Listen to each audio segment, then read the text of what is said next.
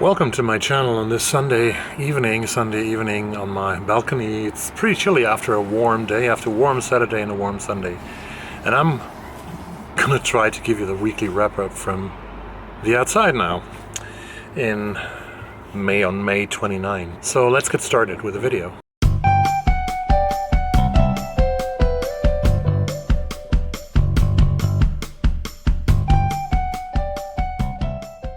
Currently I'm reading 3 books. The first one is Untraceable by Sergei Lebedev. It's the first book that we read in the post-Soviet book club that I started. I am about 130 pages in, a bit slower than I had hoped. I wanted to finish this book until 31st of May, which I'm not going to do.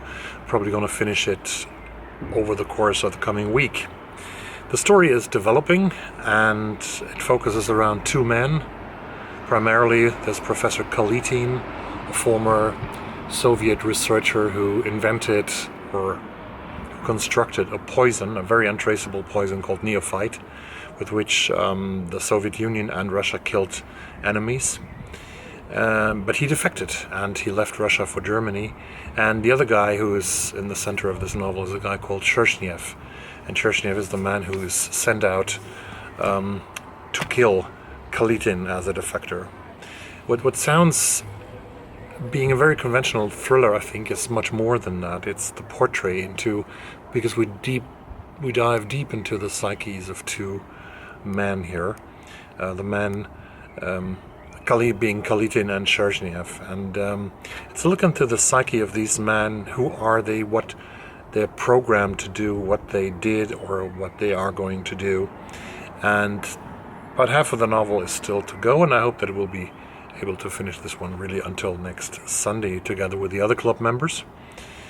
And in July we are going to read from the former Soviet Union, from the Ukraine in that case, and this is Oksana Zabushko's really chunky novel Museum of Abandoned Secrets, which has about 650 pages, I think.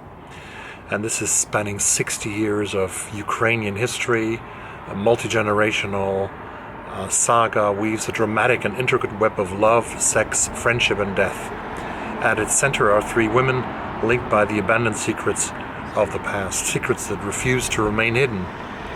While researching a story, journalist Darina unearths a worn photograph of Alyona, a member of the Ukrainian insurgent army killed in 1947 by Stalin's secret police. Intrigued, Darina sets out to make a documentary about the extraordinary woman and unwittingly opens the door to the past that will change her life and the course of the future. For even as she delves into the secrets of Alyona's life, Darina grapples with the suspicious death of a painter who just may be the latest victim of a corrupt political power play.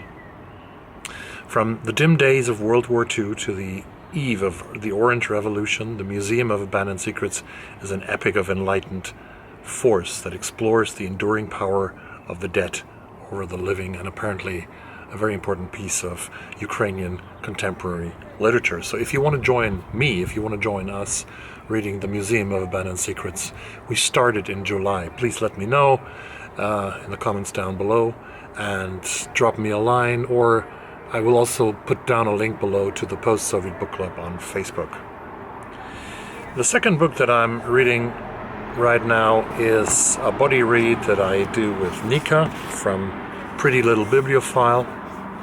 And we have started reading Mayflies by Andrew O'Hagan.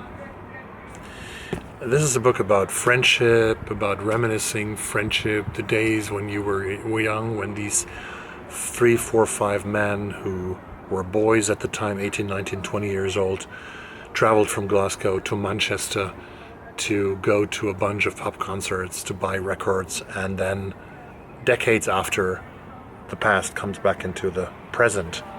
That is the book that we're reading, and we're discussing this together first, and then we have planned to make a final discussion with each other on Zoom about Andrew O'Hagan's Mayflies.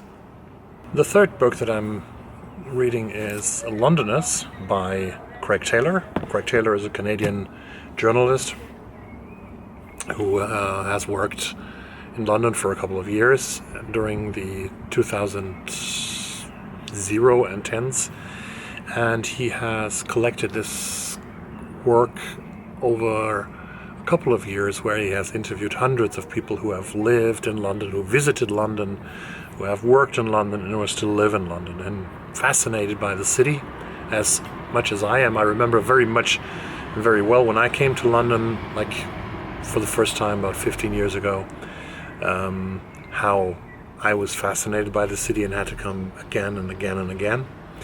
And Taylor has structured this book in a very nice way. He has sort of starts the book with approaching the city, and he approaches the city by different voices. For example, of a pilot who's working for an airline who has approached London as an air pilot, as a plane pilot several times, approaching Heathrow or Gatwick Airport, and describes what he sees from up there and what he reflects from up there. He also has approached London by the voice of an Iranian immigrant who came illegally from France. And this also a part, maybe I read a couple of lines from this, about a Ugandan woman, a woman from Uganda who came to London, and what she has said about it. On arriving from Uganda. At Gatwick, I was handed a train ticket with directions to take me from the airport to a bed and breakfast in Harrow on the Hill. Good enough, I could read and write, but I'd never been on a train. I didn't know what the train of London is like. You're told to follow the Circle line, then change to Metropolitan line, then change to this line. When you get to this station, you can change to that platform. I said, God, be my help. You go up, you come down, you come out. I didn't know. I was scared to ask because you see all the white people around and don't know how to approach them. You say good morning to someone and they just look at you. Or everybody's sitting with their newspaper reading to themselves. This is what this place is all about? I didn't talk to nobody, and it was so cold. I came in July, but I felt very, very cold. The most frightening thing is that I was given a date to report back to Gatwick for a refugee interview. I couldn't sleep for one night thinking about my journey. I wasn't even thinking of my interview. I was just looking at the nightmare of the journey back to Gatwick. But the people at the bed and breakfast were very welcoming. When I came in, the manager said, "Are you Jane? I've been expecting you. What happened?" I told him, my goodness, if only you people know what I've been through. Approaching London from different points of view, seeing the sights of London, working in London, all these kinds of different lives are depicted in this book. Londoners by Craig Taylor. It's a great book. I loved Ben Judah's This is London, which was published in 2016. And let's see if this book gets close to Ben Judah's amazing work. What else has happened this last week? 1 week ago on Sunday, an incredible thing happened. In a Ryanair plane on the way from Athens in Greece to Vilnius in Lithuania was diverted into the Belarusian capital of Minsk, and was forced to land there by an air fighter jet that came close to that airplane and directed it down to land in Minsk. And the people were forced to sit there, the passengers were forced to sit there for 8 hours.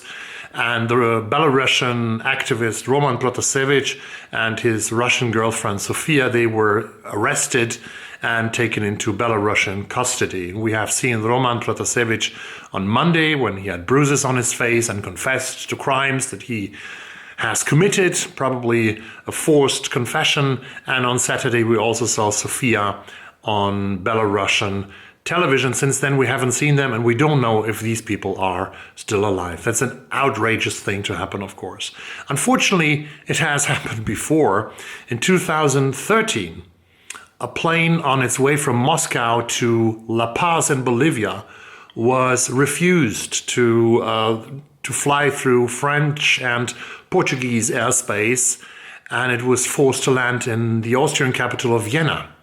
And people were looking for the American Edward Snowden, who was wanted by the United States, but he wasn't on the plane. On the plane was instead Bolivian President Evo Morales, and he was very outraged by what had happened, that they had been forced to land in Vienna. And at the time, the president who tried to bring down that plane to arrest another activist was not the Belarusian president Alexander Lukashenko, but it was the American president Barack Obama, doing quite similar things, and things that are really, really despicable, I think, for both of the countries and for both of the presidents who did that. Hopefully, we hope that Protasevich is alive and that he can get out of this country as soon as possible. This is a horror story through and through, right? A crazy journalism story that I read about this week comes from our neighboring country here in Sweden, from Denmark. A young female journalist from the radio station, I think it's called Radio 4, she made a reportage, a feature about swinger clubs in the city of Copenhagen. So she went to a swinger club in Ishøy, outside Copenhagen, and she interviewed other people while having sex herself with some of the participants there. And this makes, of course, a lot of headlines over Scandinavia. A lot of people laugh about it. The journalist herself, she says that she has gotten so many positive responses to that. And I am not a prude kind of man or a human being, but I don't like this story at all, because I think it's impossible to do what she did, because journalism is not in getting involved in things, but reporting about things. I mean, journalists have been in wars, journalists have been in very difficult situations, and they should never take part, except if they can save lives of people, or if they really are helping people to survive and to get out of a very dire situation. But this is a bad story, a crazy story through and through. And that was the second story that I was reminded of this week. The third and never-ending story, of course, is the coronavirus. It looks like the coronavirus is going back in the number of infections. In Germany, it looks pretty good right now.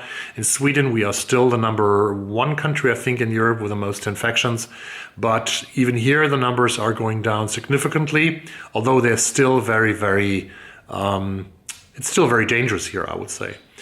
The thing, though, that I heard from many experts on podcasts and on the radio and on TV this week is that the pandemic won't be over soon, because even if we can save the rich nations in the world, that we sort of get some kind of... so even if we get some sort of pause from this pandemic, it still lingers in poorer countries of the world. Look what happens in India. There's still hundreds of thousands of people infected each and every week.